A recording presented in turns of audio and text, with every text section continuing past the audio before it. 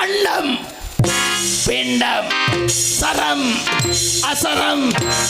அனைத்தையும் படைத்த ஆதி சர்வேசன் அருள் பெற்று நான் ஒருவனை பிரபலமாக்கப்பட்ட 4 வகையோனி 7 வகை தோற்றம் 84 சிபிரிமணிகளுக்கு ஒப்பதாய்